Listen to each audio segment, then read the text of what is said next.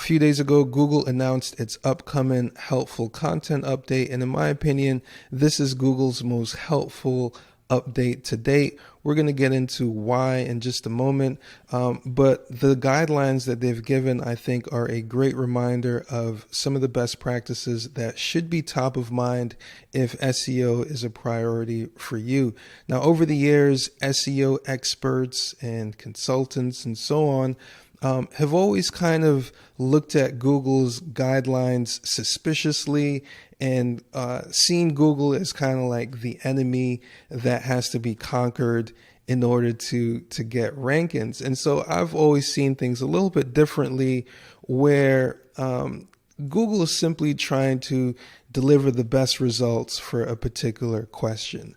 And it just so happens that the people who are asking these questions are going to Google for the answer, but Google has to go and scour the web for the best particular information it can find for that query. And so SEO for me is always about leveraging the data that we can get from Google in order to better understand what people are searching for, what they're finding, and how we can use both what they're searching for and what they're finding to create the best possible answer or result.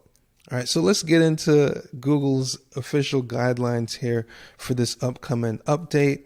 There are two major recommendations. One is to focus on people first content, and we'll get into some of the details there in a moment. And then the other major recommendation is to avoid creating content for search engines first. And then finally, there's some a small outline of how this update is rolled out. So what does it mean to focus on people first content? Well, there's a brief survey here, and if you answer yes to the following questions, then it means you're probably on the right track with a people first approach. Now, the first question is, do you have an existing or intended audience for your business or site that would find the content useful if they came directly to you? Now, I'm going to add my own little commentary here. The direct traffic that you get to your site is probably a good signal to Google that you are satisfying a specific audience directly. The second question, does your content clearly demonstrate firsthand experience and a depth of knowledge, for example, expertise that comes from having actually used a product or service or visiting a place? So people first, so people for people content, essentially, right? You as an individual, you as the author of whatever it is that you're writing about, are you demonstrating that you have actually done this thing, or you have real life experience with it? You're not just pulling information from different sources and summarizing that. You're actually contributing your own interpretation or your own firsthand experience. Does your site have a primary purpose or focus? After reading your content, will someone leave feeling they've learned enough about a topic to achieve their goal? And finally, will someone reading your content leave feeling like they've had a satisfying experience? And then finally, are you keeping in mind Google's guidance for core updates and for product reviews? Now, when I read that, I said, oh, wait, hold on a second. What is the guidance for core updates and for product reviews? So let's take a quick look at that.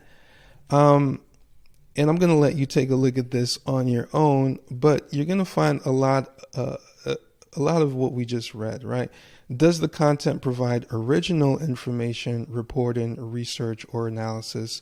Does the content provide substantial, complete, or comprehensive description of the topic, et cetera, et cetera, et cetera, right? So when it comes to what defines quality content, that's all laid out for you right here. And then how to write quality product reviews. Now, there are some pieces of this that I'm going to be implementing as soon as possible, because if you were to look at this like a grading rubric, it kind of puts things into perspective, right? Let's look at this, right? Explain what sets a product apart from its competitors. I mean, this is like just good copywriting advice. Share quantitative measurements about how a product measures up in various categories of performance. Describe how a product has evolved from previous models or releases to provide improvements, address issues, or otherwise help users in making a purchase decision. This is really, really good stuff right here.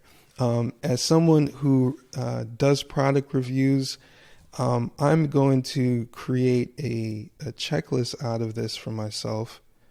Oh, look at this. Google's position on affiliate programs. I wasn't expecting to see this. All right, so affiliate program content should form only a minor part of the content of your site if the content adds no additional features. Ask yourself why a user would want to visit your site rather than visiting the original merchant directly. Make sure your site adds substantial value beyond simply republishing content available from the original merchant. Really, really good stuff here.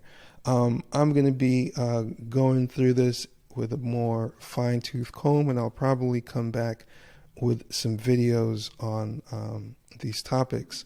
So let's get back to the helpful content update.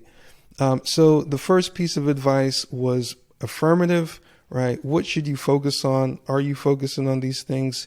If yes, you're doing well. Here's what you shouldn't be doing, right? We want to avoid creating content for search engines first. So if you answer yes to some or all of these questions that I'm going to go through, that is a warning sign that you should reevaluate how you're creating content across your site. So let's go through these. Is the content primarily to attract people from search engines rather than made for humans? I think that question is a little bit weird, right? Because people from search engines are humans the last time I checked. So I'm going to leave that alone, all right? Are you producing lots of content on different topics in hopes that some of it might perform well in search results? Now, I've actually had this experience, right, where I've worked with content creators who are providing content for me. And the approach has been to create lots of content on different topics within a niche in hopes that some might perform well in search results. Are you using extensive automation to produce content on many topics? So that would be things like AI, programmatic SEO,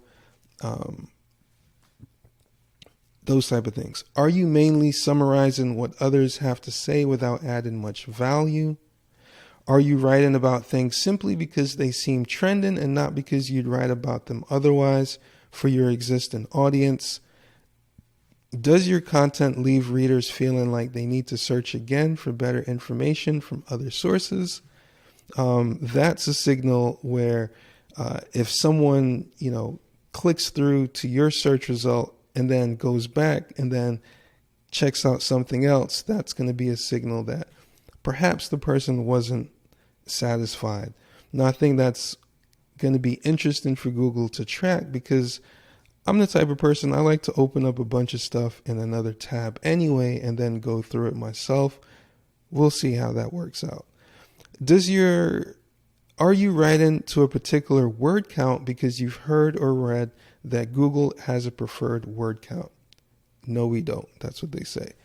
Now, I've had this experience where I have either created a brief where I've included a particular word count or I have aimed for a particular word count, but not because I've read or heard that Google has preferred that word count, but because the results for that particular query average around that particular word count. Now, if we go back up here, or if we go over to this advice over here, word count is going to be associated with substantial, complete, or comprehensive description of a topic, right? So Obviously, if you want to be as comprehensive as possible, it's going to take a bit more words.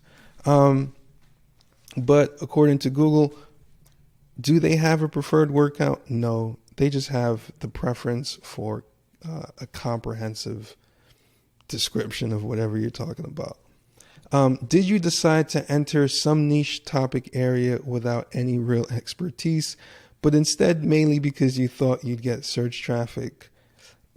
I've never done that, but if you saying yes to that, that kind of hurts. Does your content promise to answer a question that actually has no answer?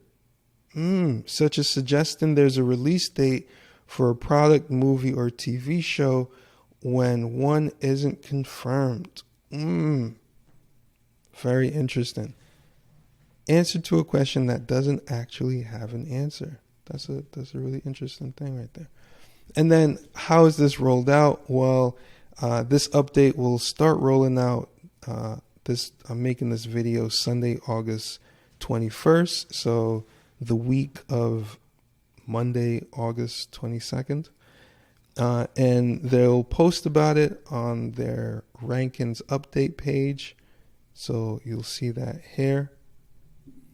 And see what it says. Any content, not just unhelpful content, on sites determined to have relatively high amounts of unhelpful content, overall is less likely to perform well in search, assuming there is no other content elsewhere from the web that's better to display. For this reason, removing unhelpful content could help the rankings of your other content. So, immediate next steps. Get rid of whatever content on your site is not helpful. A good way to see and figure that out is to log into Google Search Console and sort by pages and sort by traffic or clicks. And whatever's not getting any traffic, do a manual evaluation yourself of that content to see, is this stuff really helping or not? Currently, if there's no traffic, then Google doesn't think so, but maybe you'll find a way to make it more helpful and you can improve it.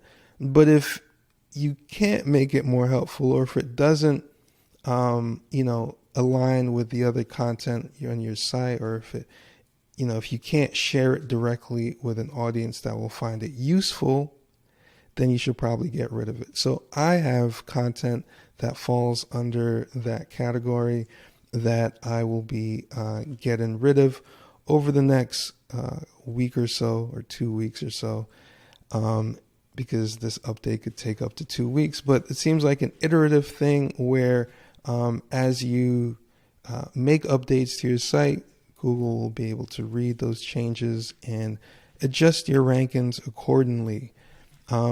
Any questions on this? I might not be able to answer them, but you can leave them below in the comments. And the best source for SEO information is right here on Google Search Central. Everything else is just an interpretation of what you find here. So you're better off interpreting it for yourself. And that's my last piece of advice with this video. Peace.